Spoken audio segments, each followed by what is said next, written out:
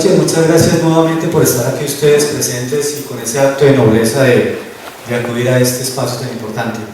Y comenzamos, pues, habíamos hablado un poco antes de llegar al tema de Rodrigo, hablar de esa retrospectiva antes de llegar a Rodrigo, los cortometrajes y esas horas de vuelo que usted fue acumulando poco a poco y explorando el estilo con el cual logró ya lanzarse al largometraje. ¿Cómo fue ese pequeño proceso de 4 largometrajes, 4 cortos? Antes de sí, Robinson me preguntó ahora antes de venir para acá que me dijo que había visto unos cortos, ¿cierto? Y que tenía la idea de que antes de Rodrigo D, pues no había habido pues ningún proceso de aprendizaje, ¿cierto? Entonces, claro que lo hubo, Rodrigo D. Nosotros lo hicimos en el 86 y yo llevaba 7 años, digámoslo, desde buscando treones, y habíamos pasado por cortos, por lo menos 3 o 4 cortos en Super 8, y luego hicimos un corto Habitantes de la Noche, que fue en 35 milímetros, y luego por lo menos 4 cortos más de mediometrajes, La Vieja Guardia, Los Músicos, Que pase el aserrador. El paseo fue posterior con estos actores también. O sea que había habido todo un proceso de búsqueda, sobre todo de búsqueda del actor natural. De esa influencia del neorrealismo italiano que de hecho ya se condensa aquí en Rodrigo, empezando por el tributo a Umberto D. Sí. La película de Luis. Sí, digámoslo, el Rodrigo D era un tributo muy evidente a Umberto D. La idea, esto nace, digámoslo, de una crónica que sale en el periódico El Mundo de Ángela Pérez, que figura ahí como guionista, de un pelado que trató de tirarse de un edificio, de suicidarse, pero lo impidieron. La historia, digamos, original era muy linda y era muy neorrealista. Precisamente quería hablar de eso, porque el neorrealismo toma mucho de las noticias, de todo de empaparse de lo que es la materia prima, básicamente, del periodismo. Y imagínate que la crónica original era la historia de un pelado que de pronto irrumpía en una oficina, no como está en la película, que es como un edificio, como un piso que está pues abandonado, ¿cierto? O que está en obra negra, no sé, yo no sé por qué nos encontramos eso, pero para nosotros fue más fácil. Pero en la crónica él irrumpía en una oficina y pasaba por todos los escritorios y saltaba a la ventana, abría la ventana y se pasaba al otro lado, digamos, para afuera. Y entonces estuvo un rato a punto de tirarse y lo que llama la atención de la periodista es que ella está en la calle y ve que todo el mundo está pendiente de que un muchacho en el piso 20º se va a tirar, y entonces ella, al final el pelado no se tira porque encuentra que hay una señora de los tintos, una señora que sirve los tintos en la oficina, que a veces se acerca y habla con él y le pregunta que por qué se va a suicidar, y él le cuenta la historia de su mamá, que su mamá murió y que él no encuentra sentido a la vida después de la muerte de la mamá. Entonces la señora lo conversa con él y hay un policía o alguien lo coge y lo entra nuevamente a la oficina. Era una historia más de bonita, digámoslo. Nosotros, el primer guión tenía todo eso, era muy neorrealista. Pero entonces ya, digámoslo, el proceso de ir hacia la película, eso fue el guión ganó un premio que consistía en hacer la película, pero yo tenía muchas ganas en ese momento, en el año 86, mi amigo Luis Fernando Calderón se retiró, digámoslo, del proyecto.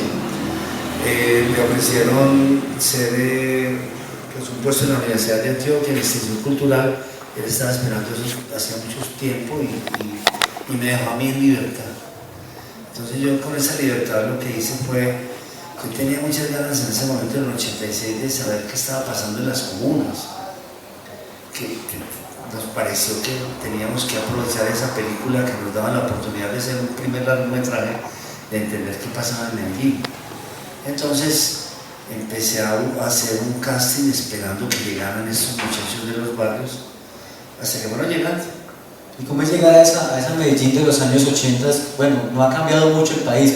Uno ve la película, hago un paréntesis, ve la película y siente que seguimos en el mismo bucle, en las mismas situaciones, robo, violencia, pero ¿cómo fue acercarse a estos jóvenes en esas comunas, en una Medellín donde en ese momento también estaba el narcotráfico empezando a permear la sociedad? ¿Cómo fue acercarse? Era un momento, digámoslo, en donde había matado ya a Lara Bonilla en el año 84.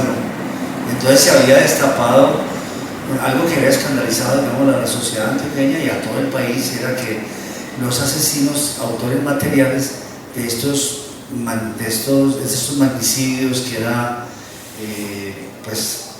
digámoslo, organizado por el cartel de Medellín, ¿cierto? Que eran políticos, magistrados, jueces, abogados, todo eso. Los autores materiales eran de esas comunas, eran menores de edad, y todo el mundo estaba impresionado de dónde había salido toda como ese ejército de jóvenes al servicio del narcotráfico. Y todo el mundo, todos nos preguntábamos qué había ahí. Entonces yo no sé por qué, traicionando el guión original, porque el guión original no era ni punquero ni nada, era un pelado normal, era muy neorrealista en ese sentido, de ese pelado de la crónica, del cual hay unos rasgos todavía en la película, que es, digamos, su insomnio, su soledad, su depresión, su depresión muy evidente, su deseo de visitar a las amigas de la mamá, de preguntarse, no sé, un pelado que iba por la ciudad como tratando de salir de esa depresión de la mamá que había muerto, y que, no sé, ya no encontraba sentido en la vida.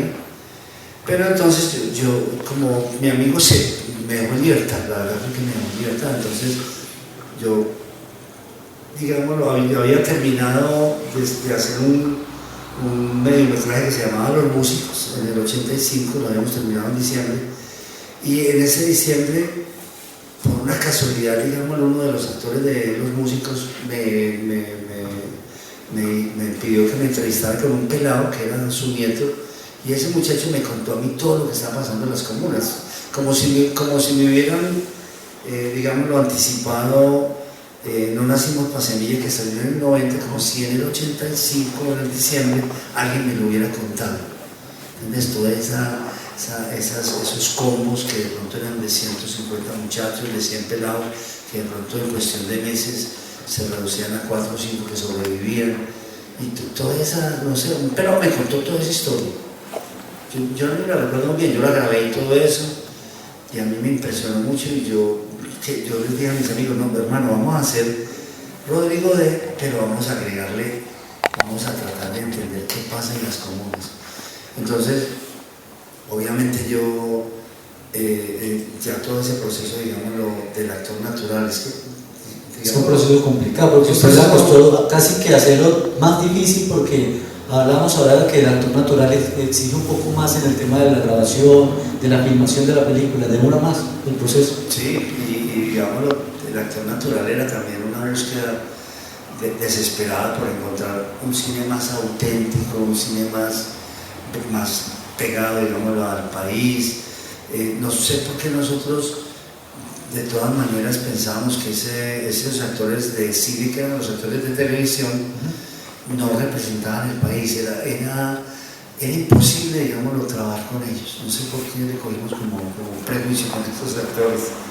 Y entonces nos pareció que teníamos que romper, digámoslo, algún muro, alguna cosa, para poder acceder a una autenticidad, ¿cierto? A hacer que el cine que nosotros veíamos, digamos, en Cinemateca, y que con el cual habíamos aprendido que era un cine que te comunicaba directamente con la vida, nosotros en Colombia como que no lo encontrábamos.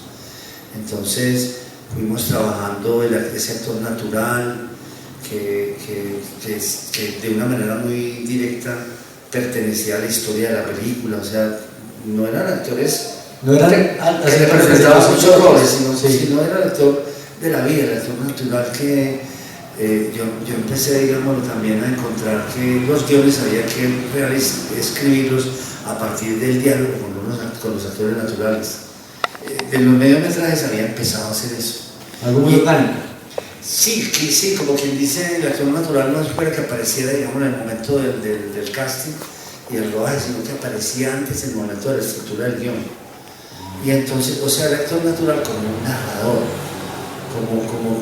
como entender que había muchas historias que no estaban escritas en ninguna parte, que estaban en la cabeza de unos personajes que eran, el casting se hacía como unas entrevistas largas, previas, en donde lo que se explicitaba eran unas narraciones.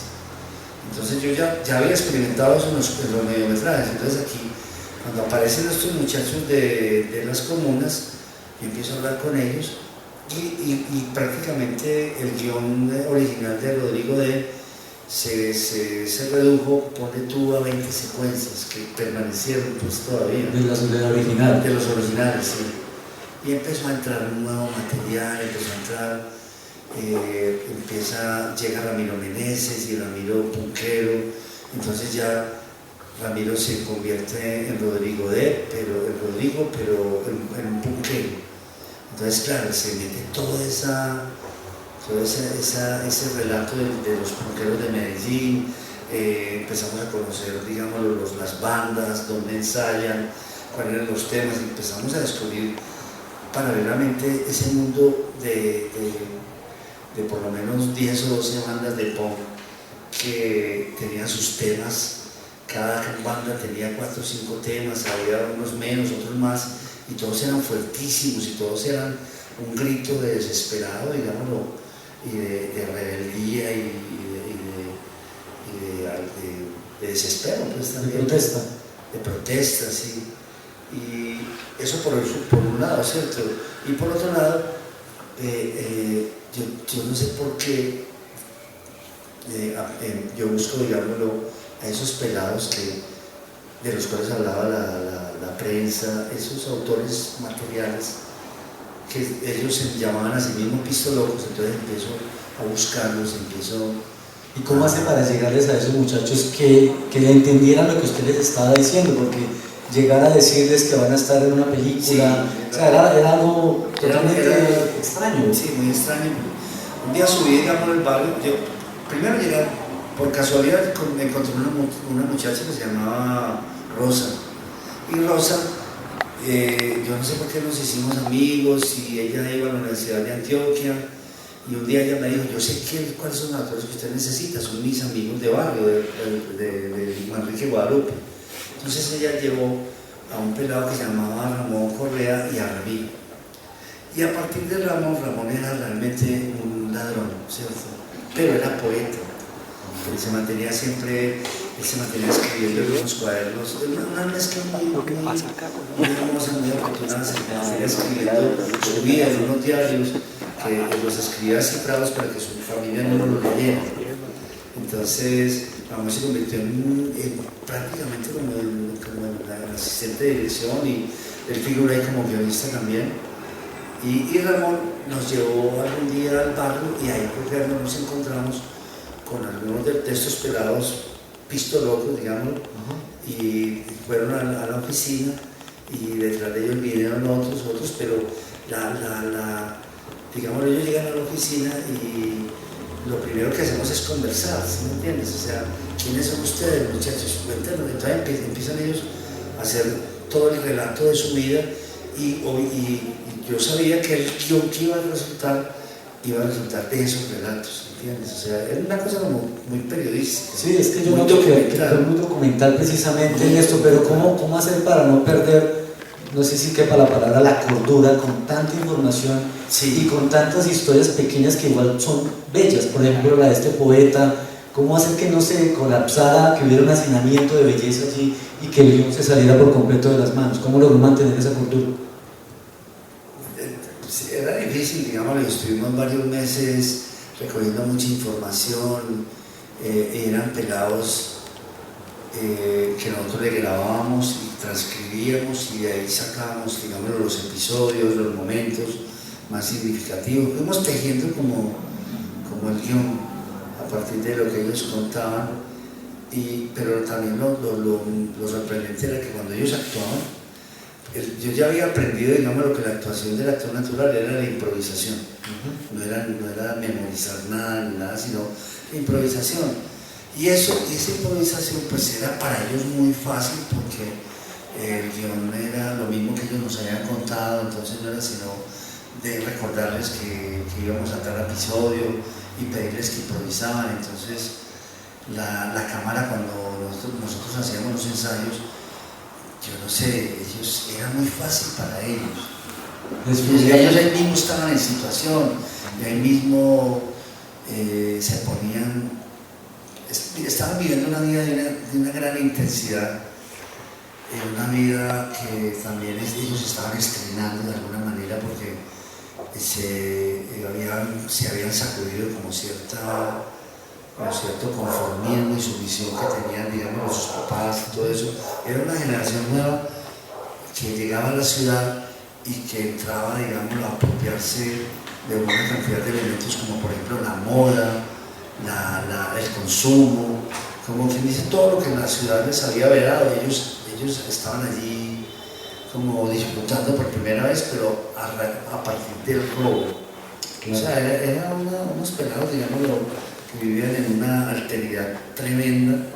No eran pelados comunes y corrientes, ni mucho menos. Estaban viviendo una cosa que ellos sabían que habían aprendido a robar, y esa cosa de robar los convertía en unos enemigos de la ciudad, y ese ejercicio de robarlos los transformaba, siendo pelados queridos, pelados buenos en el sentido pues, de que tenían relaciones familiares buenas con la mamá y todo, pero eso del robo los ponía en un ámbito extraño, ¿sí me entiendes? Un ámbito como de forajidos, como los malos de la película social, lo que los medios dirían, sí, como en una disociación de la sociedad, una guerra social, y digámoslo, en la película se nota que ellos son pelados normales, pero al mismo tiempo están como en un proyecto, digamos, lo que es el del narcotráfico, que es que tú puedes, digámoslo, hacer una vida a partir de la delincuencia, ¿cierto? Pero ellos tenían muy claro que era una vida de la cual se iban a retirar muy jóvenes. No tenían mayores esperanzas. Ellos estaban desesperados totalmente. Yo no sé por qué tenían ese sentido de lo futuro muy fuerte. ¿Cómo fue descubrir eso? Como antropólogo, como poeta, como hombre sensible, descubrir ese mundo también extraño para usted de pelados que simplemente les interesaba poco vivir, llegar a una edad avanzada, que eran muy jóvenes. Sí, eran pelados que estaban en la ciudad en una exclusión muy fuerte y no tenían, digamos, los caminos para entrar a la sociedad. No sé por qué el narcotráfico les hizo creer que era posible que existiera una antisociedad, digamos, paralela a la sociedad. Algo distópico, quizás. Sí, era una distopía total que durante el cartel de Medellín que se impuso, pues el cartel venció al Estado fue vencido por el narcotráfico, ¿cierto? Por primera vez hubo un grupo que venció al Estado, sí, y lo arrodilló. Entonces, claro, ellos estaban detrás de todo eso, hacían parte como que de esa fuerza de trabajo del narcotráfico, pues de esa cantidad de muchachos, porque eran cientos. O sea, el cartel de Medellín arrodilló al Estado. ¿Por qué? Porque había en Medellín por lo menos 150 combos en todos los barrios, y cada combo tenía 30 muchachos. O sea, un ejército tenaz. Un ejército armado con hambre y necesidad. Armado, más las bombas, los carrobombas y todo eso. O sea, que ellos de alguna manera como que por un momento pensaron que la vida era posible, digamos, como pensó el narcotráfico, que era posible imponerse al Estado. Y entonces estos muchachos, pero ellos sabían que ese mundo no llevaba a ningún lado, ellos eran totalmente desesperados, te lo digo. Tenían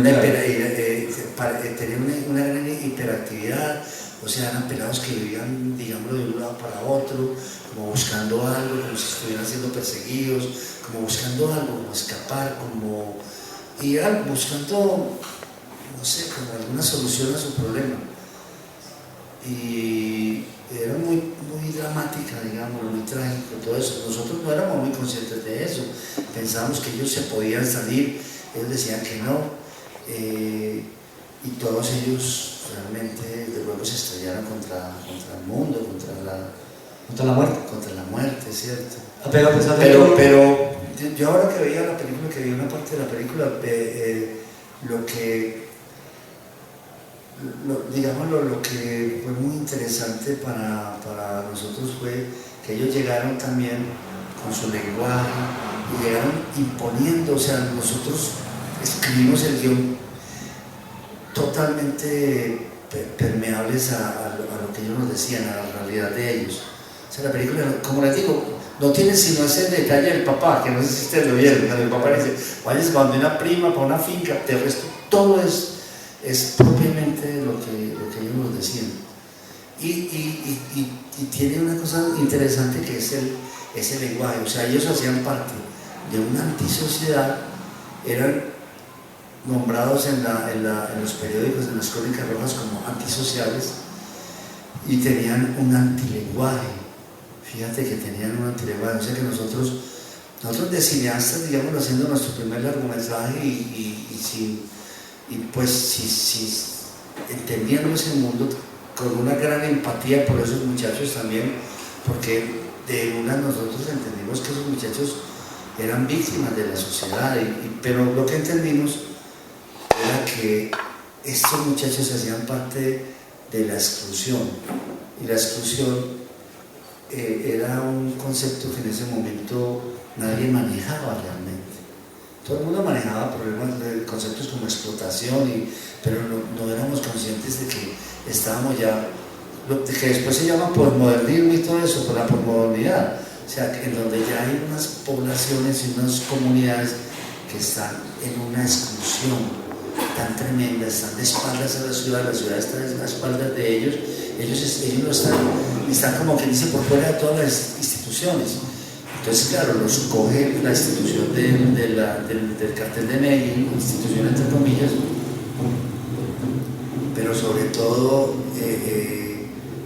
ellos, o sea, la exclusión era nunca se había hablado de la exclusión, lo que te quiero decir, nunca se había hablado. Pues fue algo adelantado lo que ustedes estaban sí, nosotros como que dice con la película, como que entendimos un proceso que se estaba viviendo en Colombia, del cual salía la violencia, y entonces era increíble cómo estos muchachos hablaban a cámara y todo eso, de una forma de estar en la ciudad y en la vida, que era la exclusión.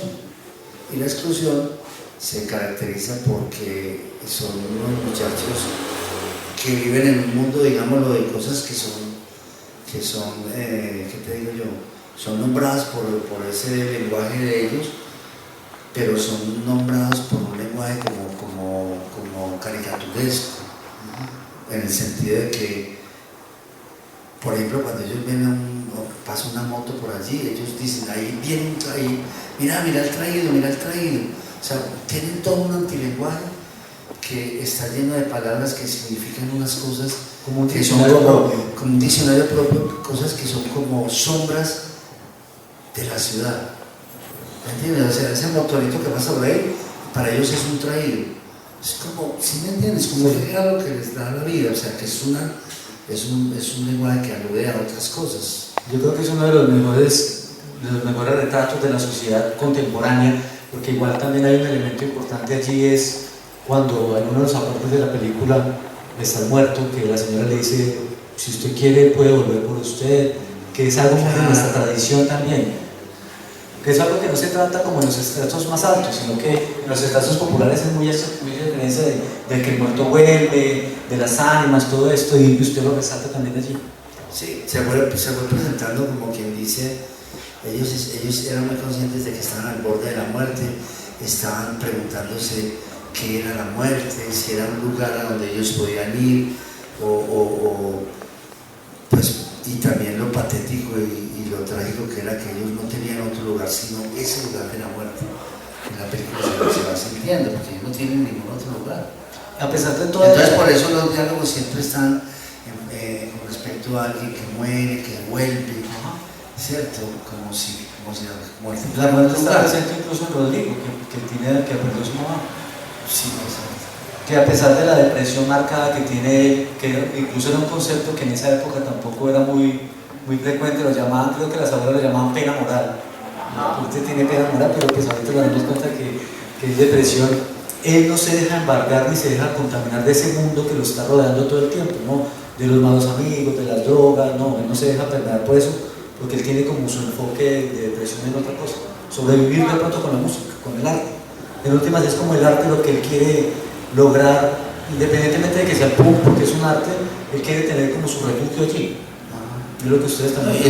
Los punqueros en general eran uno, y todavía lo son, pues así, los punqueros de Medellín. Son los manes que están contra todo, están rebeldes, cuestionan todas las relaciones sociales, son los que hacen un retrato del barrio, digámoslo, de un barrio de sin moral, ¿cierto?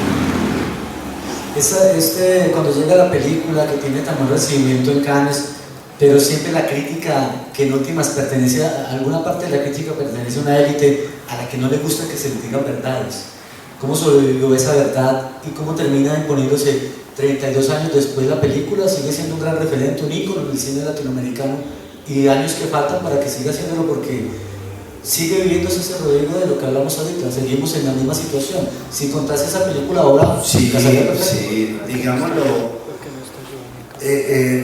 como que mutó la delincuencia, mutó a unas organizaciones o sea, el cartel de Medellín estaba, digámoslo, con la intención de vencer al Estado, pero no reemplazarlo.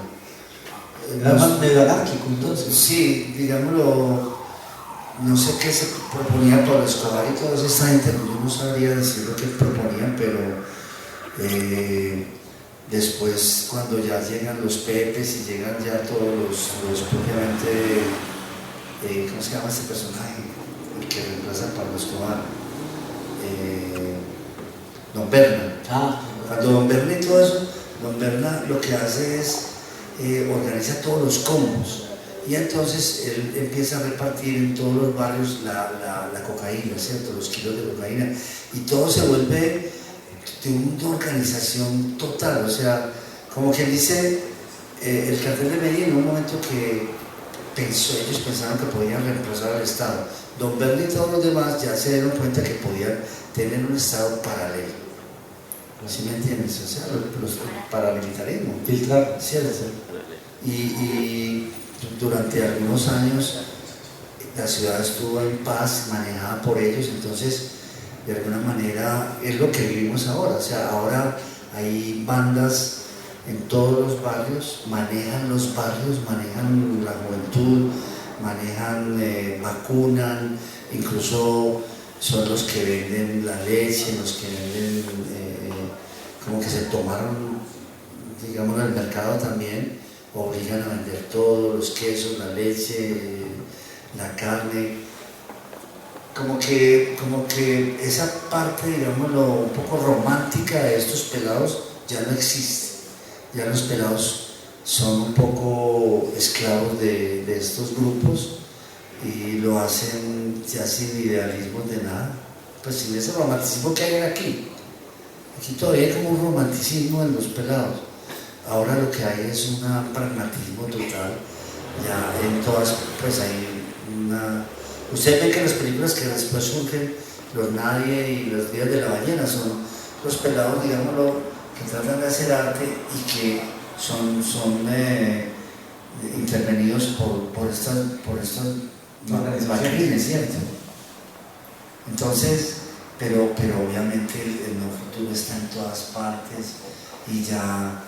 Ahora, por ejemplo, Laura Mora está presentando una película en el Festival de San Sebastián que se llama Los Reyes del Mundo, que es, no sé, ella toma de esa misma, como un capítulo de Lona Sino Pasemí, que hay un capítulo que se llama Los Reyes del Mundo, y son unos pelados que son como entre habitantes de calle y delincuentes, pero unos pelados desesperados, desprovistos de cualquier, ¿cómo te digo? De cualquier sueño, de cualquier proyecto de vida. De cualquier, digámoslo, cultura, digámoslo, en su cuerpo, no, son los pelados que se mantienen peleando a machete, que se cortan los dedos, que se cortan los brazos, que no son delincuentes, que son medio drogos, y que está la ciudad llena de esos muchachos, los barrios llenos de esos muchachos que no saben qué papel tienen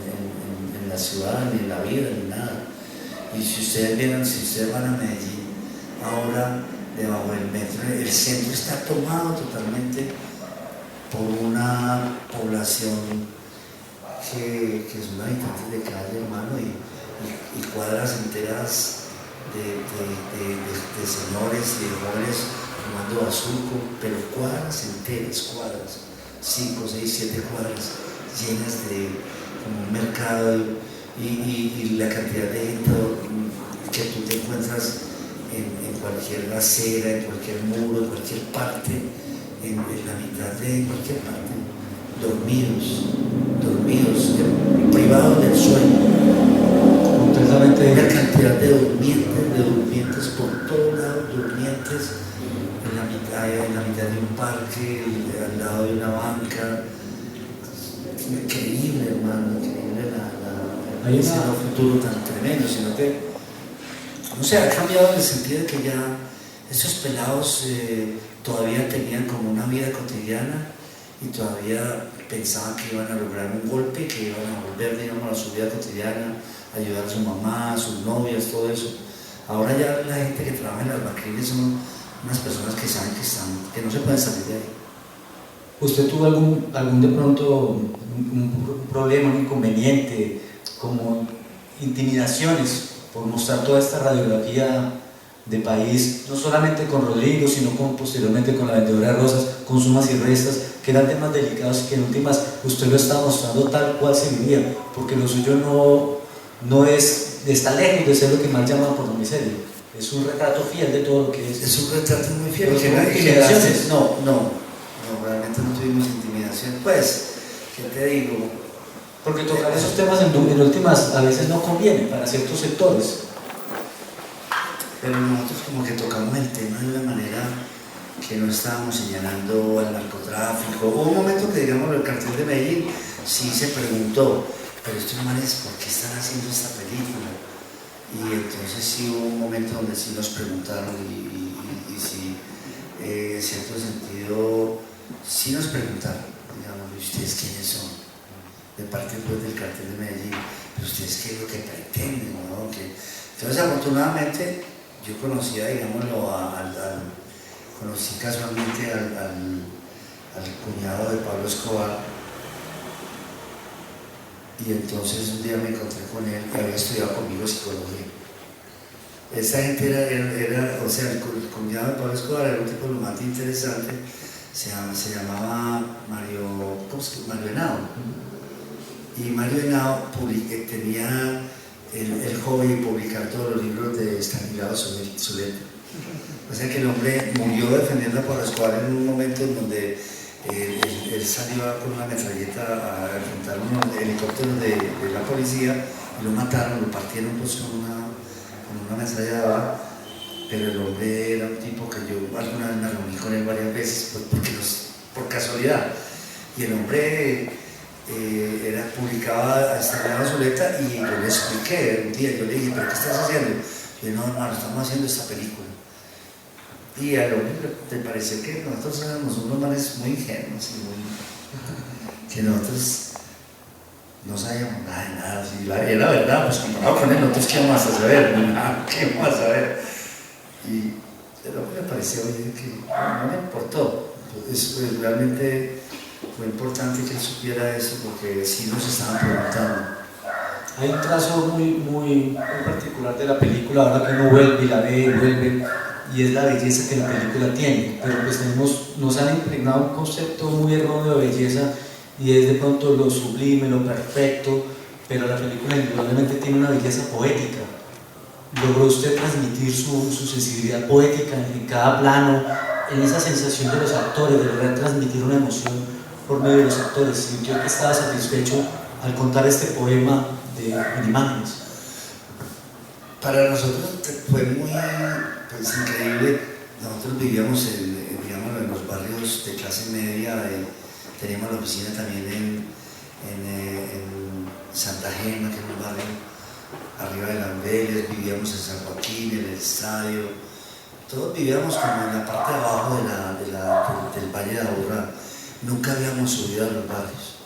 Entonces claro, cuando nosotros empezamos a subir a los barrios, nos encontramos toda esa ciudad llena de una poesía extraña, unas casas viejas, grandes,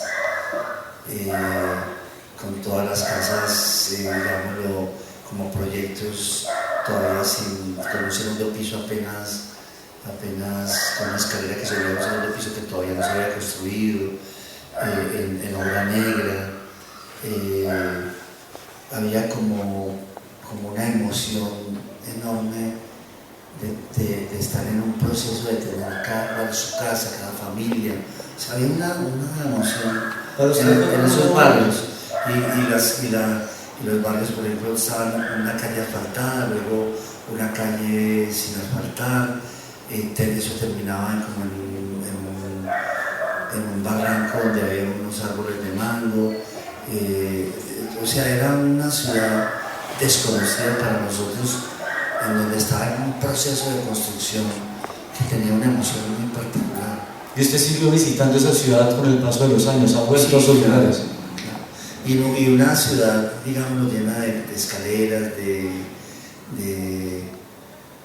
¿cómo se llaman eso? De callejones, ¿cierto?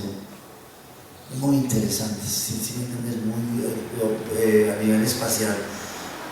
Muy las terrazas, las casas, digámoslo, con unas piedras en la mitad, en donde tú entrabas, digámoslo, por un primer piso, pero cuando te asomabas al otro lado ya estabas en un tercer piso. O sea, una relatividad del espacio tremenda. Extraña. Muy extraña, además nunca habíamos, digámoslo, salido a unas calles altas en donde se veía todo el centro, se veía todos los barrios. Era una ciudad desconocida con una gran poesía. En estos procesos creativos tan humanistas y tan de inmersión, porque pues usted se metió allá casi que a hacer un documental y para poder llevar una ficción, sentir todo esto, ¿le logró en algún momento transmitir algún dolor a usted como artista? Porque pues lo que tenemos entendido es que no es un guión normal donde estamos acostumbrados a que es como una lista de mercado, ¿no? Se va chuleando lo que sí y el actor tiene que decir esto y fin del asunto, y muchas veces el director es por encargo y ya, no hay un sentimiento que conecte, pero en su caso tan lleno de poesía, tan lleno de humanismo, hubo un momento de pronto durante la grabación o posterior en el que le dolió todas esas historias y ver cómo estos muchachos morían y simplemente la vida seguía para los demás. No, nosotros desde el comienzo todos quedamos, desde que empezamos a relacionarnos con ellos y a ver ese lenguaje y ver también, esa ciudad de sombras en las que ellos vivían, ¿cierto? Nosotros nos la jugamos a que estábamos de parte de ellos, ¿sí me entiendes? Nosotros nunca fuimos conscientes de que estábamos ante unos ladrones, sino que eran unos pelados que de pronto habían asumido la vida como una guerra, pero esa guerra era una guerra social en la que ellos hacían parte de una resistencia. O sea, nunca los vimos como parte del cartel de Medellín. Porque no lo eran tanto del todo. No lo eran, ¿no? Ellos eran unos pelados que, digámoslo, la ciudad les pedía ser parte de ella, la ciudad como que los invitaba sobre todo por la publicidad, por la moda, por el consumo, a ser parte de ella. Entonces ellos se lanzaban a ser parte de esa ciudad, pero se lanzaban, digámoslo, en una guerra social en la que ellos eran parte de un ejército que estaba resistiendo a una exclusión brutal, a una pobreza brutal. O sea, eran unos guerreros que uno los veía, estaban luchando por algo muy, muy importante para ellos. Y que en última se cumple también una máxima de la poesía hablando, y es que la poesía no dice sino sugiere. y en la película nunca se dice cartel, nunca se dice... No, nunca se dice pero lo sobreentendemos en cierta manera los que lo tuvimos que padecer o los que les han contado cómo se padeció, eso también la enriquece en cierta manera. O sea, digámoslo, en ese momento el cartel de Medellín, que después se habló ya y se habla ahora, no era tan concreto, En la película sino no que se era dice. realmente una guerra social en donde todos estos tipos que fungían de ladrones estaban realmente reivindicando unos derechos perdidos, que estaban sacudiéndose una sumisión, estaban de alguna manera dignificándose, ¿sí me entiendes? O sea, una guerra que lo dignificaba. Y que lograron transmitirlo ustedes allí. Que nosotros lo logramos transmitir porque sí, también nuestra ingenuidad y también la cámara pues lo que tomaba y recogía era estos muchachos que habían decidido rebelarse y protestar y no seguir el camino de los papás de siempre ser sumisos y silenciosos, ¿sí me entiendes? Como que ellos pegaron, entonces digámoslo, nosotros sin darnos cuenta muy bien pegamos unas personas que tenían un lenguaje, que eran los punqueros y los metaleros, que tenían unas letras en sus temas que expresaban un rechazo a la ciudad, una protesta a la ciudad, y estos otros que la expresaban de otra manera. O sea, son muy distintos los dos grupos. Incluso Ramiro Menezes siempre él nunca, y con toda razón, él, a pesar de que esos muchachos habían sido sus compañeros de escuela y de colegio, algunos de ellos, y que se conocían del barrio, él de todas maneras nunca cogió el camino del delincuente, del ladrón. O sea que Rodrigo tiene mucho de Ramiro. O Ramiro tiene No, mucho Ramiro, que construyó el personaje de Rodrigo y él siempre se lamentó de que la película tuviera esos dos lados, ¿me entiendes? Pero yo siempre le decía a él, y le digo todavía, porque él me dice, Víctor, ¿cómo me pusiste a vos a ir a esa finca con esos ladrones? Y yo nunca fui ladrón, yo nunca atraqué a nadie. Pero no lo hace en la película. No, él no lo hace en la película, decía yo, pero es que en la película vos no lo haces tampoco, vos estás ahí. Pero yo le decía, pero comprende que esos muchachos, deja de ser tan estigmatizador, esos muchachos estaban también revelados, estaban arriesgando la vida, estaban revelados para romper esa pobreza tan berraca y esa exclusión. Ellos pensaban que eso era un camino. ¿Hasta qué punto muchas de las locaciones de la película eran eso, eran locaciones o estaban muy premeditadas? Pues especulando un poco en el tema de la interpretación del arte, porque para eso es a veces, hay muchas ruinas donde se llevan a cabo muchas locaciones, muchas escenas, muchas ruinas, muchas construcciones a la mitad del camino, pero que también son como en cierta manera símbolos o metáforas de los personajes que están allí, como medio camino, como media vida, como inconclusos. ¿Cómo lograron ustedes dar con ese tono? No, nosotros, donde ellos nos contaban las historias, íbamos a los lugares y metíamos esos lugares en la película. Porque la piscina con esa agua cochina y todo eso, pues, sí, claro, lo dice.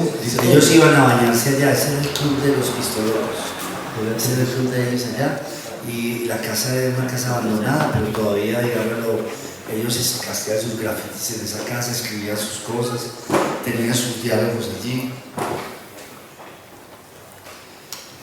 Nosotros, hay una cosa también que yo siempre la digo, y es que a mí me preparó para esa película el hecho de yo haber estado 10 años antes en una revista que se llamaba Porimántima, y ahí estaba un poeta que se llamaba Elí Ramírez.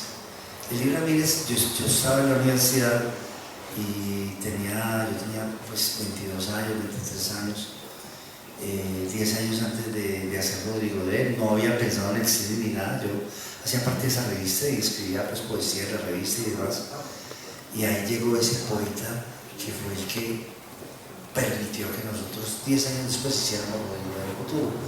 Ese poeta, que se llama Elí Ramírez, fue el que nos presentó ese mundo, digámoslo, de la exclusión 10 años antes, esos personajes, lo que hablaban, ese antilenguaje y todo eso. Entonces cuando yo voy en búsqueda, digamos, de los actores de Rodrigo de, yo voy tranquilo y ya los conocía. Cuando ellos van a la oficina por primera vez y empiezan a hablar en ese parlache, yo ya los conocía, porque ya los conocía por la poesía de Delis Ramírez. O sea, no, eso no fue casual que yo llegara o que pues, llegáramos nosotros a esa película. En medio de tanta distopía había utopía también para crear arte. Sí, habíamos, digámoslo, recibido la invitación a través de un gran poeta a entrar a esas comunas, no solo a mirarlas, a entrar sin entrar, pues como el arte lo produce. El arte, cuando el arte es verdadero, tú entras a los lugares, entras al ser de los lugares. Y en esos poemas de Delis Ramírez, esos poemas, incluso La mujer del animal también está en esos poemas. Y en esos poemas están los personajes que son Milín, La Flaca, El Zarco, una cantidad de personajes que después, cuando yo conozco a estos muchachos, es como si yo me encontrara con Delis Ramírez otra vez. Y claro que cuando ellos yo empiezo a grabar a estos muchachos y a transcribir lo que me decían, yo era sorprendido porque lo que transcribían era muy parecido a los poemas de Delis Ramírez. O sea que esa poesía viene de Delis, ¿sí me entiende? Claro, se permeó ahí. Si ya para pasar a las preguntas del público, usted habla mucho de la inocencia con la que hicieron la película, porque pues se habían hecho cortos, pero se lanzaron a un largo, con las decisiones que iban tomando y que desconocían muchas de las situaciones reales que sucedían allí. Pero ahorita ya con el paso del tiempo, si tuviera de pronto la oportunidad de enmendar algunos detalles, no errores, sino detalles, creería que valdría la pena como darse un consejo a sí mismo, quizás, en una utopía de viajar en el tiempo, ¿cuál no cometería? Digámoslo después, no sé por qué en esa tiempo, en los años 80, que se hizo, por ejemplo, Cóndores no entierran todos los días, se hizo Tiempo de morir. Se hizo Tiempo de morir, se hizo Pisingaña, se hizo Técnicas de duelo, También.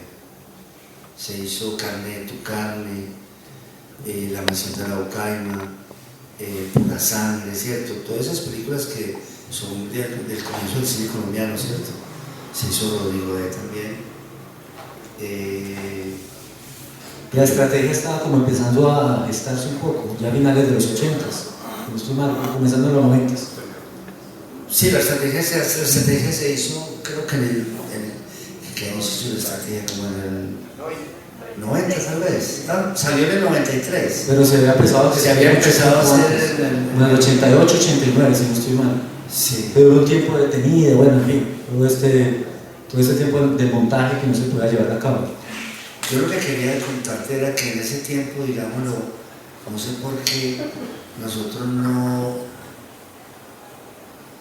sé, yo no tenía libros sobre guión, no sé por qué no tenía libros sobre guión. Era más difícil. Yo no me los prestaban, o nadie los tenía, yo no sé qué era lo que pasaba, pero todo el guión, como los 3 actos, el primer acto de presentación, el segundo de desarrollo, el tercero de resolución, esos puntos de giro y todo eso, Rodrigo D. no está hecho con ese modo. No está hecho. Entonces, obviamente, claro, cuando la película salió, la gente que conocía esos modelos, porque había amigos que habían estudiado cine, digamos, en Estados Unidos y sabían de eso. Yo me acuerdo que todos me criticaban la película, me decían, Víctor, pero ¿cómo pones en mitad de una película un concierto? Hasta en eso era punk la película. No, era punk, y pues nacida de que no habíamos estudiado esos libros. Entonces, digámoslo, tú me dices a mí, ¿qué corregirías?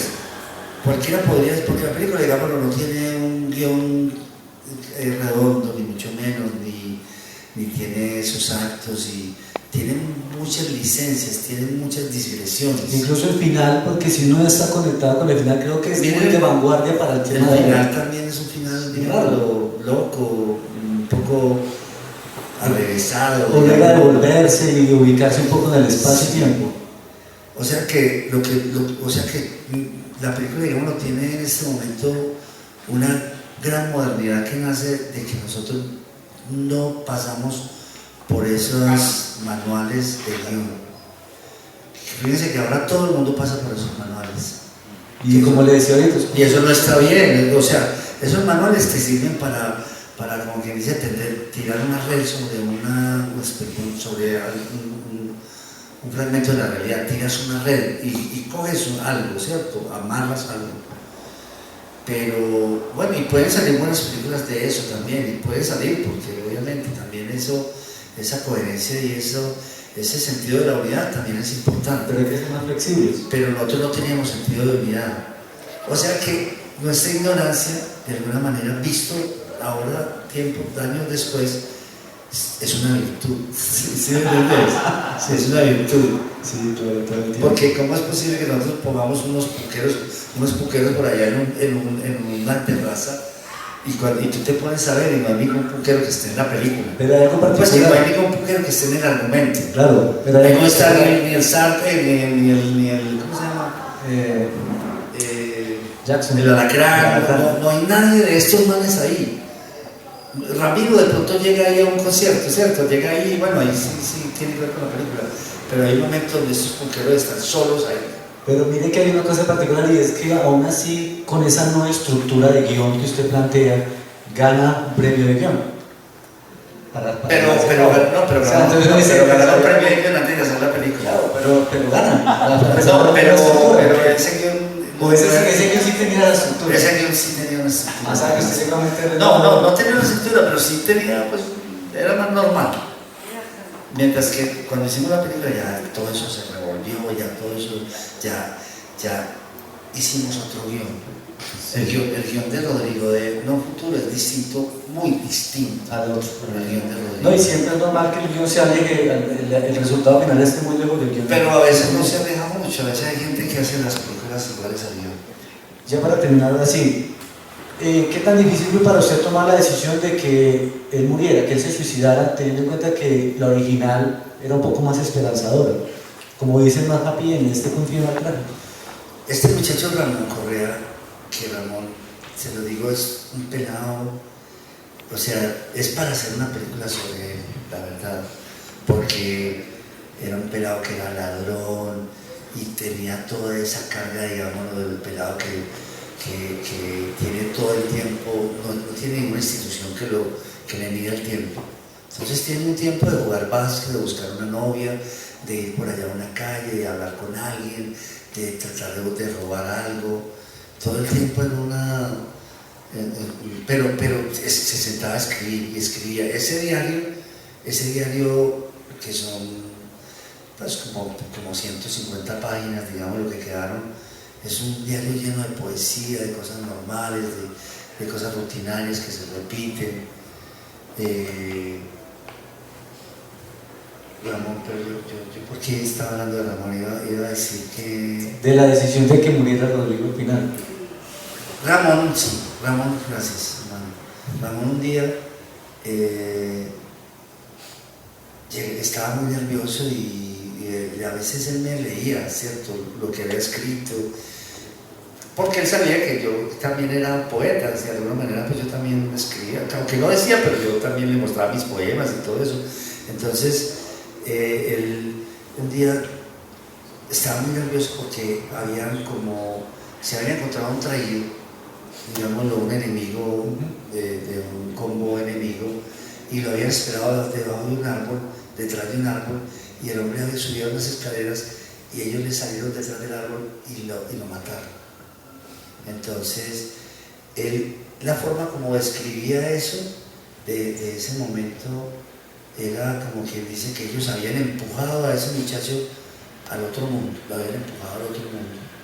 Entonces, yo me di cuenta que muchos de los apuntes de él eran una indagación y una pregunta sobre el lugar, sobre la muerte como un lugar, ¿cierto?